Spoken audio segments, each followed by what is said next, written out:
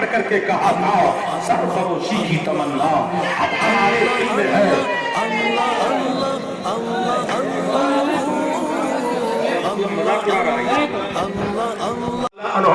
वहां से तशरीफ ले गए और ये घोड़ा लाया, ये दोनों लाए, अपने मोहल्ले में बांध दिया। 3 दिन से नौजवान का पता नहीं। घर वालों ने देखा घोड़ा तो सुनार के दरवाजे पर बंधा हुआ है। जाकर राजा रंजीत सिंह से शिकायत किया, कहा महाराज ऐसा लगता है इन दोनों ने हमारे बेटे का कत्ल कर दिया है, हमारे घोड़े पे कब्जा कर लिया है। पुलिस के जरिए उन्हें बुला लिया गया, उनसे पूछा गया कि घोड़ा तुम्हें कहां से मिला। औरत ने पूरा वाकया सुनाया, कहा ये घोड़ा हमने खुद नहीं लिया है, मुसलमानों के बड़े पीर ने दिया है, रोशन जमीर ने दिया है। राजा रंजीत सिंह चुप हो गया। तब इन लोगों ने कहा ये झूठ बोलती है कोई गवाह जो आए और गवाही दे दे कि गौसे आदम ने इसे जिंदा भी किया है और घोड़ा भी इसके हवाले किया है। हजरात वो इतना कहना था, रंजीत सिंह ने मुतालबा किया कोई गवाह है तुम्हारे पास जिसे पेश करो। तब उसने कहा हुजूर कोई गवाह नहीं है, हाँ एक दीवाना है जिसका नाम कुल खान है। वो दीवाना है, जब दुनिया वाले सोते हैं तो वो जागता है, दुनिया वाले जागते हैं तो वो सोता है। वो हंसता रहता है, कभी रोता रहता है। हमने देखा वहां खड़ा होकर वो कांप रहा था और रो रहा था। तो उसी दीवाने को बुलाया जाए। कुल खान को बुलाया गया, राजा रंजीत सिंह के दरबार में बुलाया गया। कुल खान आया, मई का महीना है, भेड़ के बाल वाला कंबल ओढ़ करके, नंगी पीठ पे कंबल ओढ़ करके कुल खान आ रहा है। एक नहीफ और नातवा इंसान है, एक कमजोर इंसान है। चेहरे पर दाढ़ी का मुकद्दस नूर नजर आ रहा है, चेहरे पर चमक नजर आ रही है। ला करके दरबार में पेश किया गया। राजा ने पूछा ऐ कुल खान बता क्या ये दोनों अपने कौल में सच्चे हैं। तब कुल खान ने कहा क्या तू समझता है लाहौर का हाकिम तू है। सुन मेरे गौस ने मुझे लाहौर का कुतुब बना करके भेजा है। जो मेरे यहाँ से फैसला होता है वही तेरे दरबार का कानून होता है। ये दोनों सच्चे हैं। और जब गौसे आजम आए थे तो सबसे पहले यहाँ नहीं आए थे, मेरी कुटिया पे तशरीफ लाए थे और मैं सो रहा था तो गौसे आजम ने अपने तलवार की नोक से मेरे पीठ पे जख्म का निशान बनाया था और तड़प कर कहा था एक औरत की इज्जत और आबरू खतरे में है, तू लाहौर का कुतुब है, आराम की नींद सो रहा है। तब मैं रोता हुआ उनके पीछे आया था। बेशक ये कौल में सच्चे हैं, इतना सुनना ही था। राजा रंजीत सिंह ने कहा जब बड़े पीर ने तुम्हें रिहा कर दिया तो हमारे दरबार से भी बाइज्जत तुम्हें बरी किया जाता है। इतना कहना ही था। गुल खान भीड़ से आगे बढ़ता है, गाय की तरह भीड़ भर जाती है। वो आगे बढ़ा, इतने में सोनारन आगे बढ़ी और उसके कमर को पकड़ लिया। कहा महाराज जिस तरह मेरी जान पर गवाह बन गए हो ऐसे ही मेरे ईमान पर गवाह बन जाओ। मैंने मान लिया गौसे आजम भी सच्चे हैं, उनका तसर्रुफ भी सच्चा है, उनका पावर भी सच्चा है, उन पर नाज़िल के नबी पर नाज़िल होने वाला कुरान भी सच्चा है, दीन भी सच्चा है। और मुझे भी कलमा पढ़ाकर मुसलमान बना लो। जब तक बिके न थे तो कोई पूछता न था, तूने खरीद कर मुझे अनमोल। सुभान अल्लाह सुभान अल्लाह। बहुत इस इलाके में दारुल इफ्ता भी है, तुम्हें फतवा की जरूरत पड़े तो मुफ्ती साहब से रुजू करो। मैं इसलिए नहीं तारीफ कर रहा हूं कि इन्होंने मुझको बुलाया है, तारीफ इसलिए कर रहा हूं कि अल्लाह ने इनके सीने में इल्म मुस्तफा का खजाना अता किया है। इसलिए हर महाज पर ऐसे रहनुमाओं की जरूरत है।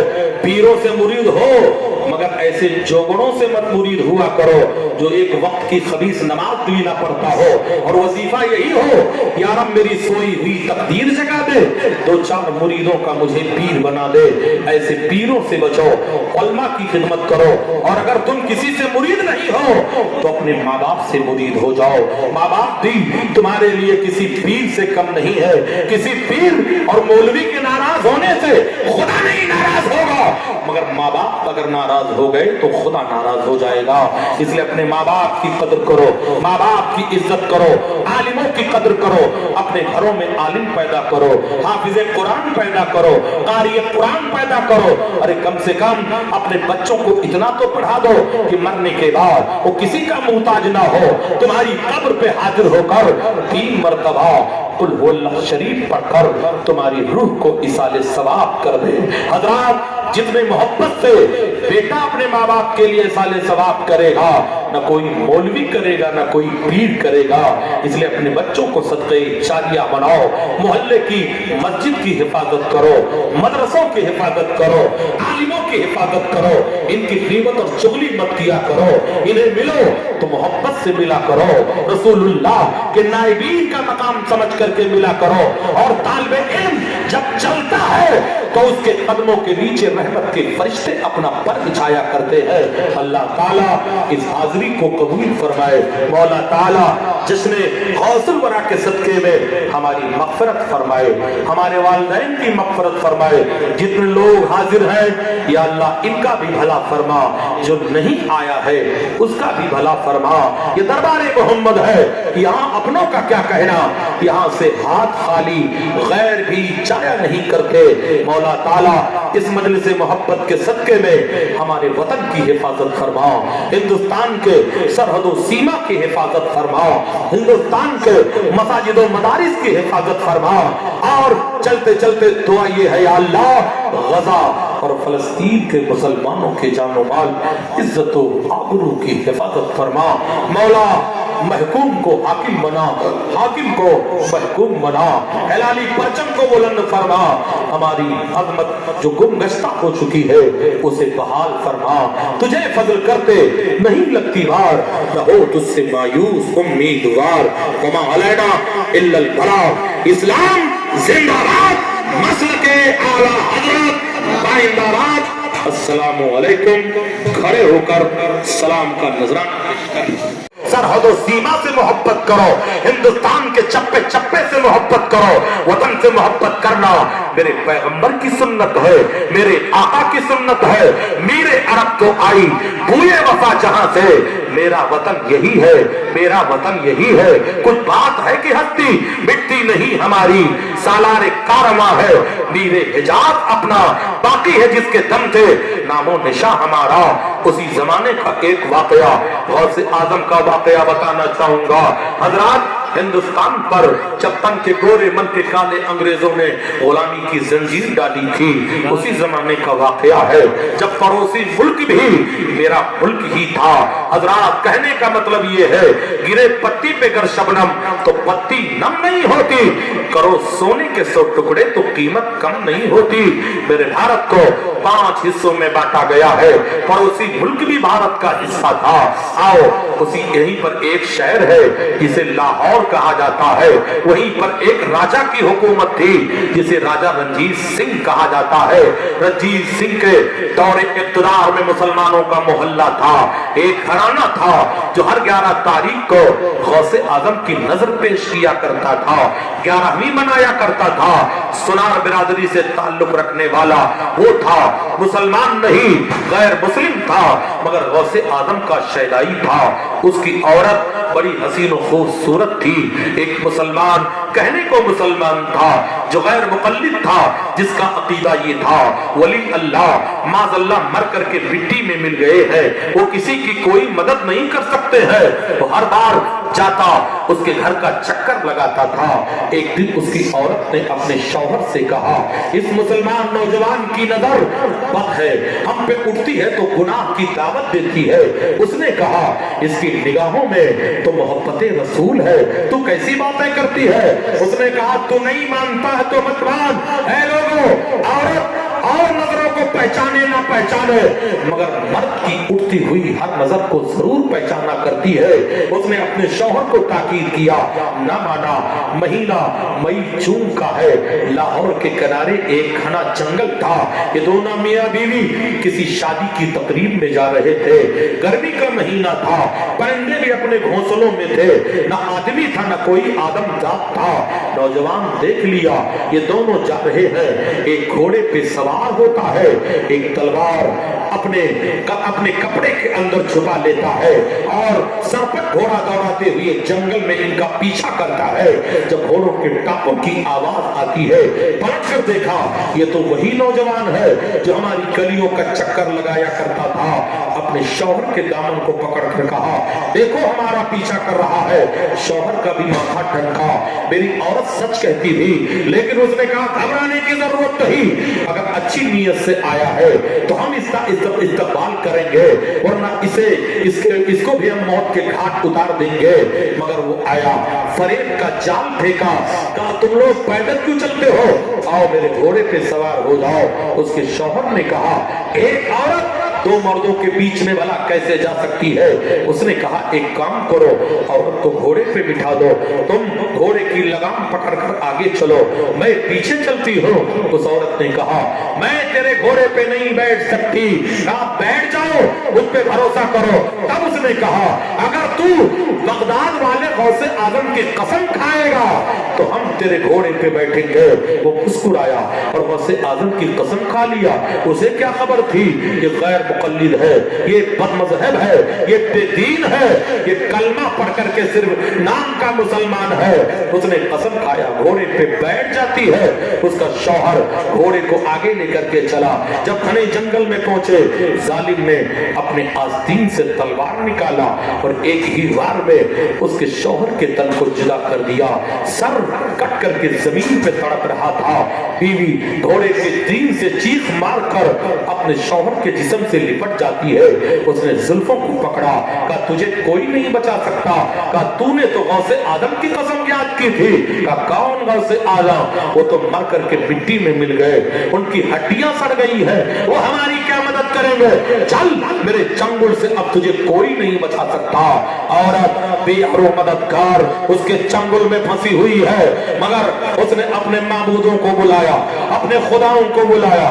जब कहीं से कोई जवाब न मिला तो उसने अपना चेहरा बगदाद मोहल्ला की तरफ किया और कहा, ऐ मुसलमानों के बड़े पीर, एक औरत की इज्जत खतरे में है, मदद कीजिए। दिल से जो बात निकलती है असर रखती है, पर नहीं ताकते बर्बाद मगर रखती है। इतना कहना ही था। जंगल में तूफान आया। उसी तूफान में एक नकाब पोश आया जिसके हाथ में नंगी तलवार थी। नकाब पोश आया, एक ही वार में नौजवान के सर को तन से जुदा कर दिया। हजरात तो तड़पने लगा, इसलिए इसके बाद नकाब पोश नीचे उतरा और उसके शौहर के कटे हुए सर को उसके धड़ के करीब लाया और एक चक्कर लगाकर कहा, कौन बिस्मिल्लाह। इतना कहना था कि मुर्दा जिंदा हो गया, मुर्दा जिंदा हो गया। हजरात जब जिंदा हुआ तब उस नकाब पोश ने घोड़ा उसके हवाले किया, कहा ये लो घोड़ा ले जाओ, हम तुम्हें देते हैं। और खड़ी हो गई, कहा महाराज आप कौन है, दयालु मुझ पे दया करने वाले कौन है, कृपा करने वाले कौन है। कहा किसको तुमने पुकारा था। कहा हमने बगदाद वाले बड़े पीर को पुकारा था। तब नकाब की पट्टी जब उल्टा गया तो देखा गया निगाहों के सामने रोशन ज़मीर खड़े हैं, पीरों के पीर खड़े हैं। उस औरत का बयान है, नकाब पोश इतना हसीन लग रहा था जैसे काली बदलियों में चौदही का चांद लग रहा था। सुभान अल्लाह। बहुत बार उलमा ने इस वाक़े को लिखा। 2-4 मिनट ज्यादा हो जाए तो माफ कर देना, बस मैं अपनी बात को मुकम्मल खत्म के पोजीशन पर आया हूँ। लिखा होता है, अगर तूफान में कश्ती हो तो बन सकती है तदबीरें, मगर कश्ती में तूफान हो तो क्या इल्जाम तूफान का। गौसे आजम का जिक्र आया। आओ इसी हिंदुस्तान की सरजमीन पर वाकया बताओ, जब तन के गोरे मन के काले अंग्रेजों का दौर चल रहा था, जब भारत पर गुलामी की जंजीर डाली गई थी, यही हिंदुस्तान की सरजमीन है जब हिंदू और मुसलमान एक बन करके आगे बढ़े थे और भारत से गुलामी की जंजीर को काटा था। यही शहर गोरखपुर है जहां पर पंडित राम प्रसाद बिस्मिल ने तख्ते तार को चूमा था, अशआर पढ़ा था, सरफरोशी की तमन्ना अब हमारे दिल में है, देखना है जोर कितना बाजुए फातिल में है। उनका एक साथी था,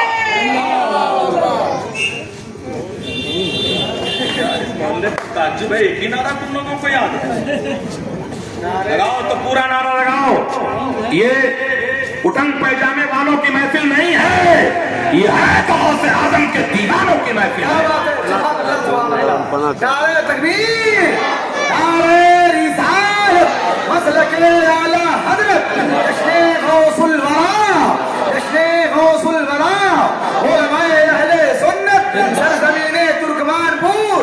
नारे तकबीर, नारे रिसालत। अरे सुन्नी मुसलमानों, हमारी घड़ी भी बरकत वाली है। सुई 6 पे जाए तो ख्वाजा की छठी याद आती है, सुई 10 पे जाए तो मुहर्रम की 10वीं याद आती है, 11 पे चली जाए तो गौसे आजम का मुर्गा याद आता है, 12 पे चली जाए तो 12वीं वाले सरकार का जुलूस याद आता है, 1 पे आ जाए तो खुदाए वाहिद की याद ताजा करती है। ये तो अहले सुन्नत की घड़ी है, मगर मार्केट में एक घड़ी है जिसमें 12 के बाद 1 नहीं बजता, 13 बजा करता है, लास्ट में वही घड़ी 24 बजाया करती है। हम उलटते नहीं बेचान किताबों के वरा, हम वो करते हैं जो चेहरों पे लिखा होता है। अगर तूफान में कश्ती हो तो बन सकती है तदबीर है, मगर कश्ती में तूफान हो तो क्या इल्जाम तूफान का।